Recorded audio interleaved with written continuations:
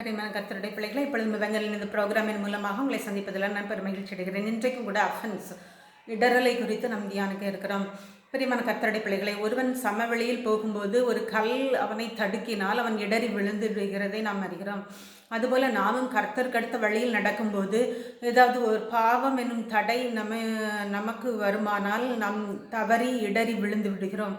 பிரியமான கர்த்தருடைய பிள்ளைகளை, வேதம் இடரலை குறித்து என்னென்ன சொல்லுகிறது என்பதை குறித்து நாம் இன்று தியானிக்க இருக்கிறோம். இடரல்களின் நிமித்தம் உலகத்துக்கு ஐயோ, இடரல்கள் வருவது அவசியம், ஆனால் அவைகள் எவனால் வருகிறதோ அவனுக்கு ஐயோ என்று வேதம் கூறுகிறது.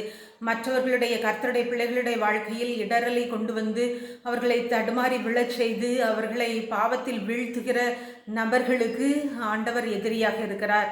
அப்படிப்பட்டவர்களுக்கு வரும் ஆக்கினை கொடியதாக இருக்கும். பிரியமான கர்த்தருடைய பிள்ளைகளை, என்னிடத்தில் விசுவாசமாயிருக்கிற இந்த சிறியரில் ஒருவனுக்கு இடரல் உண்டாக்குகிறவன் எவனோ அவனுடைய கழுத்தில் ஏந்திர கல்லை கட்டி சமுத்திரத்தின் ஆழத்தில் அவனை அமிழ்த்துகிறது அவனுக்கு நலமாயிருக்கும் என்று மத்தேயு 18:6 கூறப்பட்டுள்ளது. எனவே பிரியமானவர்களை, இடரல்கள் கொண்டு வருகிறவர்களுக்கு ஆண்டவர் வைத்திருக்கிற தண்டனை மிக கொடியதாக இருக்கும். அவைகளிலிருந்து அவன் தப்ப முடியாது. மட்டுமல்ல, என்னிடத்தில் இடரலை இடையாது இருக்கிறவன் எவனோ அவன் பாக்கியவான் என்று ஆண்டவர் சொல்லுகிறார். உன் கண் உனக்கு இடரல் உண்டாக்கினால் அதை பிடுங்கி எறிந்து போடு என்கிறார். மட்டுமல்ல, உன் கை உனக்கு இடரல் உண்டாக்கினால் அதை தரித்து போடு என்று சொல்கிறார். நாம் ஜெபிப்போமா?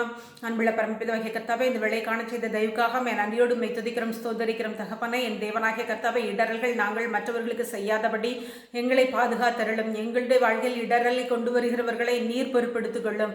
என் தேவனாகிய கர்த்தாவை, விழுந்து போகாதபடி நீர் உம்முடைய கரங்களில் தாங்கி எங்களை வழி நடத்தும்.